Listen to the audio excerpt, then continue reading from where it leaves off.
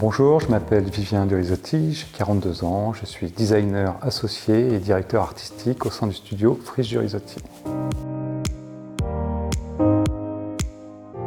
Alors avant d'intégrer Créapol, j'ai eu un bac d'informatique de gestion, puis j'ai fait 3 ans à l'université où j'ai obtenu un DUG et une licence d'art plastique avant d'intégrer Créapol.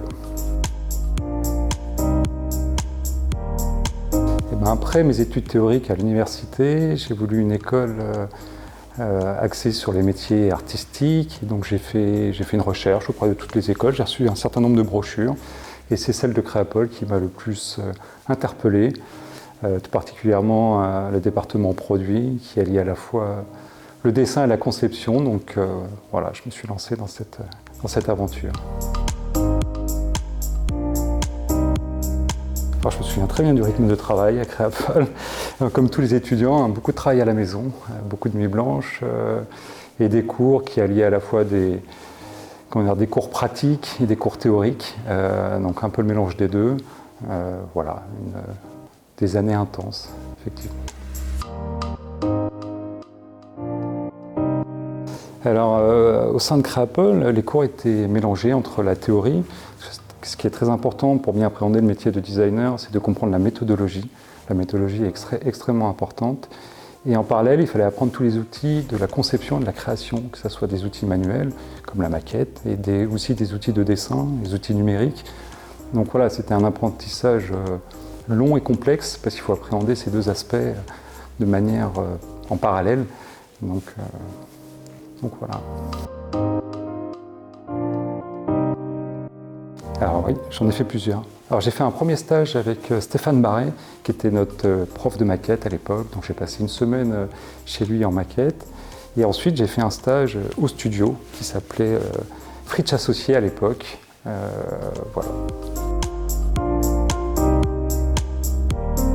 Alors si j'ai surtout un conseil à donner aux étudiants en design, c'est d'être curieux. La curiosité est le mot d'ordre. Il faut être curieux de tout. Voilà, de ce qui se passe en ce moment.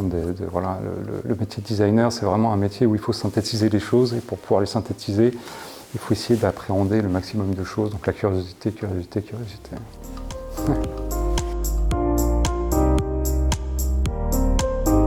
Alors, mon parcours, il était assez simple.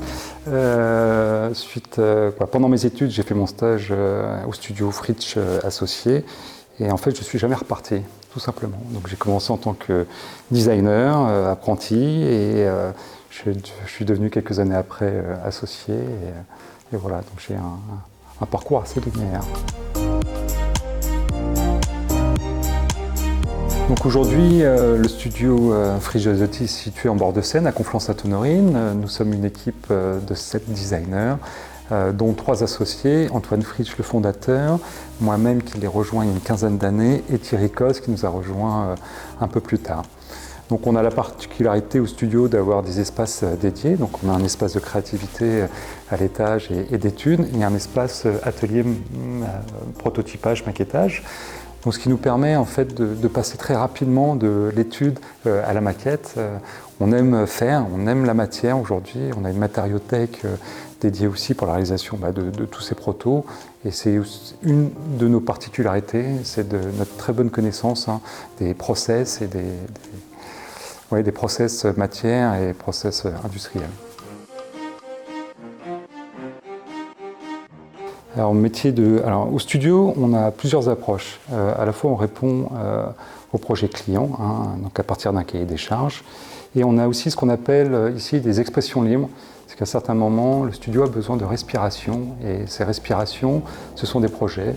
Un cahier des charges que l'on se fixe et une thématique qui nous a permis de faire des vélos en bambou, de faire des micro-architectures, de faire ce genre de choses. Voilà. Donc on allie vraiment les deux en sachant que les 2/3 ou 95% de notre activité est quand même sur des sujets clients. Comme je l'ai dit, la curiosité, la finalité du design, c'est pas la conception d'un produit, c'est de faire vivre à l'utilisateur final la meilleure expérience possible. Et pour faire vivre cette meilleure expérience possible, il faut avoir une vision un peu à 360 degrés. Donc cette vision à 360 degrés, c'est à la fois des problématiques liées au projet, qui soient économiques, qui soient fonctionnels, qui soient d'ordre technique, mais aussi appréhender les problématiques du moment, les problématiques sociétaux, les problématiques écologiques.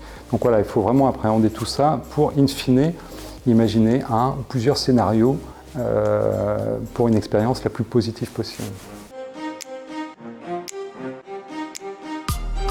Alors le processus de création, c'est le même processus que l'on apprend à l'école. Donc il y a une première phase qui est une phase d'immersion dans le sujet, de la problématique, de la cible. Et ensuite, par itération, on va proposer, donc c'est ce que nous on appelle la phase 1, où c'est un cahier de recherche, un cahier d'idées, où on explore très très large, plusieurs pistes, on ouvre toutes les portes possibles, pour ensuite recentrer ce qu'on appelle la créapole des avant-projets, mais ce que nous on appellerait la phase 2, pour arriver à une solution, une ou plusieurs solutions finales en phase 3.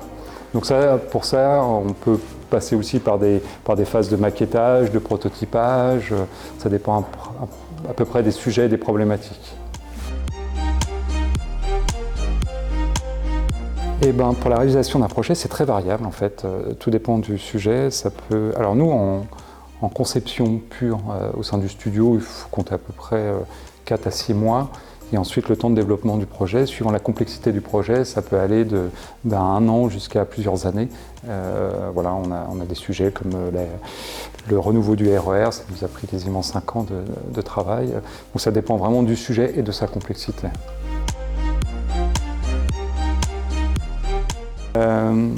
Donc au studio, on a la particularité de travailler sur des thèmes et sur des produits vraiment très différents. On peut passer d'un engin amphibie, en passant par un petit objet de méditation, en passant par du mobilier, voilà, c'est très divers. Donc aujourd'hui, c'est une force qui est reconnue. On aime en fait travailler sur des problématiques différentes, parce que chaque projet est nourri en savoir-faire, en connaissances. Voilà, donc des projets récemment réalisés, on a le renouveau du RER, on a travaillé 5 ans avec la RATP pour imaginer un catalogue d'objets qui puisse s'installer sur toutes les typologies de quais gérés par la RATP, que ce soit des quais aériens, souterrains ou semi-souterrains. Donc ça a été, c'est des problématiques complexes sur des typologies d'espaces très différents. On a récemment travaillé aussi pour une très belle marque qui s'appelle Eurosite sur un concept qui s'appelle IGNIO, qui est un projet très intéressant. Le but étant, à partir d'une seule et même coque, de pouvoir envisager une gamme complète d'assises, passant du siège de bureau au tabouret, plus ou moins coussiné. Donc ça, c'était un beau sujet. On a travaillé pour un petit objet qui s'appelle Morphée, qui est un petit objet de méditation qui permet aux gens de s'endormir. Donc un projet où il fallait qu'on raconte une histoire, qu'on trouve une thématique, qu'il y ait de la poésie. Puis on a eu la chance aussi de travailler sur la finalisation du design du masque Easy Breeze. Donc Decathlon avait beaucoup travaillé sur le sujet, ça faisait 7 ans qu'ils travaillaient dessus. Et nous sommes arrivés sur la phase de finalisation où il fallait rendre le produit le plus agréable et acceptable. Donc voilà un peu tous les projets. On a aussi nos projets d'expression libre, comme le micro-habitat ou Zento, qui a donné naissance à une marque, ou en passant par des expressions autour de la fibre naturelle. On travaille beaucoup sur la notion d'éco-conception. Donc voilà, j'ai fait un petit tour rapide en passant par des belles marques comme Roche-Beaubois et d'autres que j'oublie certainement.